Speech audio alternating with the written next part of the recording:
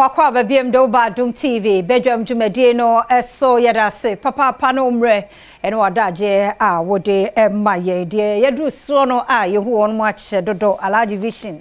yehu na chepa na so na da momenti afi Adom color party no otuamu live nti ene so yenya no wahase ene na obabedi enkomo na enuro awodo a ne nanano madaro mo tena wona ase dodom no also meboa ye nhwe de ode boa ye wapom dem dog ye mo akwa be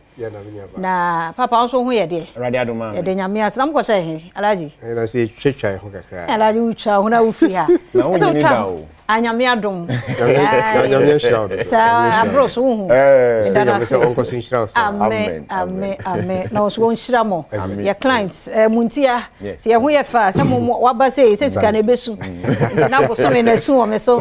ti mo so ye da mo ase papa se muguso ane ye adwuma dog yete won ka che ade achi bi enipa foforo ba ye kan Alhaji Vision Herbal Clinic and Special Center wo ye de yo we de beda wase no mafa akonya kesi a wo de amame so Alhaji Vision Herbal Clinic and Special Center opanyi kwanchefo emi na me da no hono me yesunsum ne honamani adwuma tina no pa bia na obi tie me na o haw ne amane bi aye kwankro ene da no so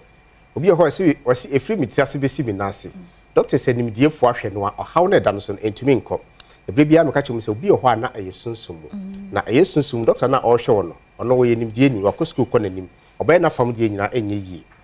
se wa hwe ya no obi fresa sisi obra wo tam enso ye Alhaji Vision said aya me hwa de oba me hwe ho kwan o haw na e haw na e fa he ne fri mehu ane asre nyankopon empaibo na ma ye adwuma edi amaw se me ya branch bi amnya adaje tramina na no ase mo mutete me amamre ni amane kwan so enti e ho no eyen haban enubuna enusine enuanu biaba na twedi amponya kopon da broma odi se me na no so na ne o magya ma me amesum di djuma enti ni o ma metumi ye wo ho no e ma me doctor dog enti you dog me na ase aso no se na papa edi kan no ye de bibidro na ye adwuma e wo ho enti so bi hwe na so bi tie na se bia nani na ye ha no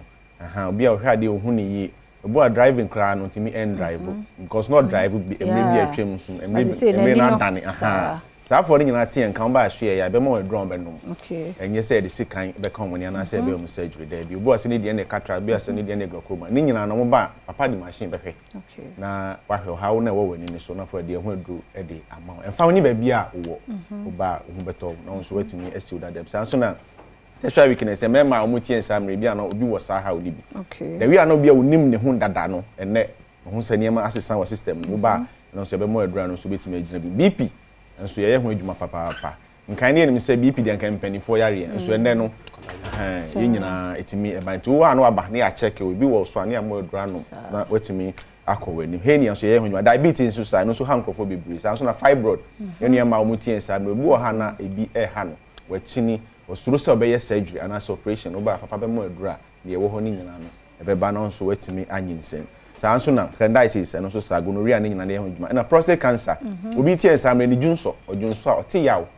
e wo ni bembem ha ho bi e wo no so e wo sun junso ni bemma ansam ni nyina no oba eno so no ne ho ebeto no malaria ye ho djuma menstrual problem stay wo ye nua ma no eso obi wo ho be confitura obresa no so no ba papa be hwe na ma oduro na ho ato de do no anso ebi ana enye honam yare obi na ebi ato bibi edi ama ebi a obechia anso oba ho a obehwem na ne wo no waye edi ama sanso na infertility process oba na se be ma ware am pese mo a wo no ho aye den no eno so ba ahwe ya eno so mo bewo na mo so wani etimagisa na low sperm count eno so ye ho adwuma pa spiritual marriage ma ka ho asem se bia wadwuma asem obu a chro letter ye mfrɛ wo de konso ne ya fa won so a nche ya se ade ayira wadwuma mu ye yiwadi ene bibi ene bia na edi wachi wo ware nso asa kasa ifri wanu mba ne ade no emwafie asetena ni na nso ba papa ba yehwem se bibi na yesa na waye ho adwuma ade ama we Spain obi ha driver for atena fa no ye pama de mu nyina hu tena sesa na osisi sa no eno so bai mo aduro no ma obesole agina kama na watimi aye osa ye ho adwuma stroke nso sa bia no bi tie samre na odihia bi na se woni bi wadamfo bi na wate ana se wafro papa stroke na ha mi obi ano no anya kwan anhwe yen de nti wo hwe no na wabona mane mate Alhaji nka nti yenko na yenko he beja ma papa na wate so you document that was ebia na enano pai obi tie me kane aye page ni hwe ontimi nhwe eni ni prunsi obi so kwa ni fatimi pai ne santi wanom painkiller ontimi nda ebia me ka se painkiller so onnom na ye na djuma wi a afi na pains no kwa be more pain nti ama obi ho asabi okasa so na enka e wonanum waye labs bia wo hu de e ha no Alhaji Vision say wo temi na no pai wo eye problem woni ni prunsio obi ho na ni ekeka no e manitie ne ya Alhaji say kama kuma fatu yo ho menya operation bebre slow operation be say menya operation o ayen haban nro e na mja ye nro obennom na fa veins na e boy ye say teni glaucoma na body say pai boy den etachi na bebre am ka chem say ye betima to how bi ato so so wan hwe yi a ya na me de nyoma bi example say dan kese atim obeton san ho yare entumi nko because ade e how na e sunsu mu na wo so ye hona mani entumi nko Alhaji Vision say wa how ne amane bi e da so e bia wo ni ha wo akwantio mu wo UK na wo temi na no pai e bia wo Germany wo Holland Amsterdam Netherlands wo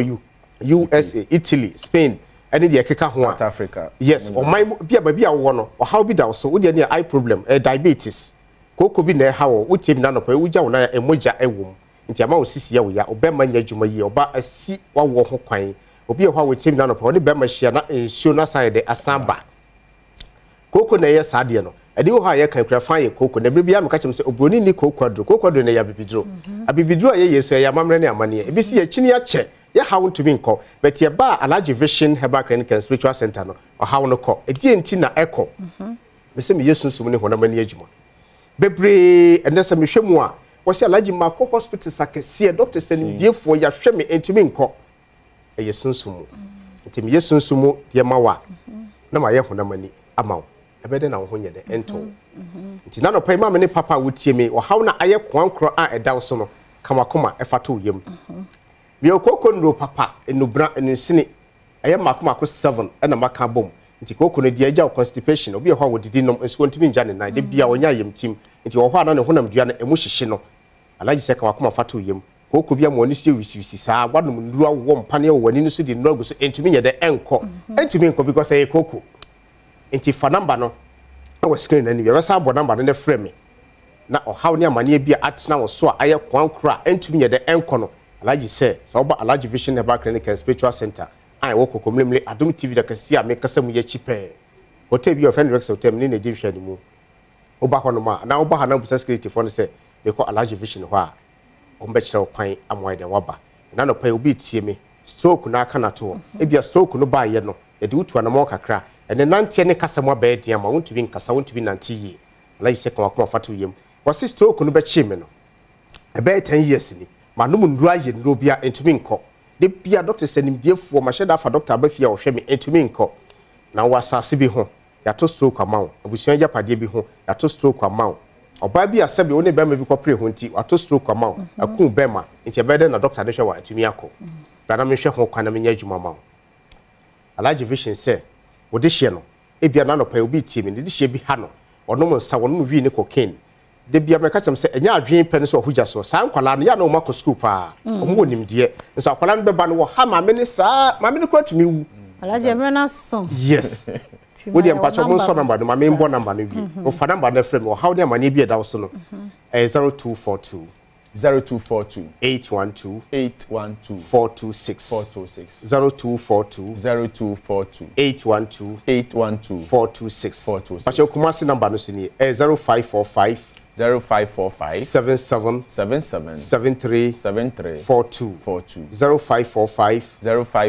77 73 42 Pacho wo Kumasi mpatam ho a frɛ Kumasi number no wo akra hanso a na wa frɛ how de amane bi e da so aye kwan kra ntimi nko no frɛ me opanyin kasa mi amefa bi si Alhaji mbo kasa se beba na mu ni ho mi kasa metena se na ma ye adwuma nti frɛ me na me no ntwetwe nkomo de ya sani edro ko ba bia wo bia o pedro no ya da se na mi shramo ya da senti Alhaji Vision Herbal Clinic and Spiritual Center na yete won enkano na shano so nyame ya Adom better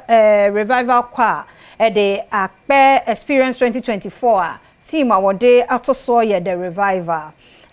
November bosome ebeshemu de atoso ensa kwasi ada omo ye no wo Global Evangelical Church Trinity Chapel Kutuba B 5 p.m. ni ahase into one 4 de na wo gate na no a wuremu de wo hia ye usika 50 Ghana cedi for regular and VIP no 150 Ghana Better Revival Choir Pastor Edwin Jackson ni Adom to fobe brain na ebeba ase ticket no pe bi ato akọ Global Evangelical Church Trinity Chapel Kutubabi Channel 1 TV Tesano City FM Adabraka and also call www.bethelrevivalchoir.com albenyebi and as a code *713*33*114# and our phrase 0544222154 0544222154. Channel so media partners na Adom TV and Adom 106.3 FM. Franco Trading Enterprise phones papa fee and ho perfume bia CCTV cameras and so Alhaji vision for one more here be sebeya doctor number bia odi be hunu efio office or school be bia na wo pe bi nko so dia yenko Franco ho na yenko tobi sanso na Franco air condition so here be ebo adwuma pa Jonas agene de PR so agene de ntisa wonye wo dia atrimike na koje wo dia Franco ne number say mienu eno ana mede ma we 0246 422338 0246 422338 and 0555 939311 now on a Franco Trading Enterprise akasa na we de mame fa we mfam ya ye nipa ye nua be me ne ye adwuma wa ha Franca sempa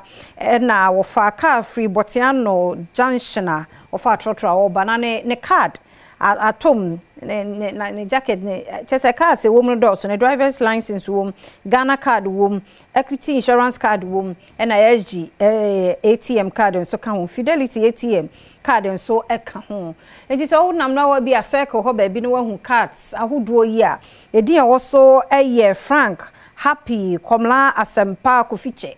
edin we nyina wo so na behu card na de be kode a ene ya wara ujejereje timesro so wahunu cars bi eti sei adaro mene Ghana card na no an ye bibia nti ato baby na wo de aba Adom FM na Adom TV en sabeka na 0501 770 095 0501 770 095 Mr. Yene na ye adwuma wo hada ne card ato form cards na nyina bi wo mu bi uhu afabre ye wa Adom TV wo de ba ye beja wase pa dog mi nyina so na ye mfe enkomo ni na me na masenso se mo je bre twen me enti ye komidi de afia amankwa tamaklo kojo braze de asemidi ka dwumede no to so no wi a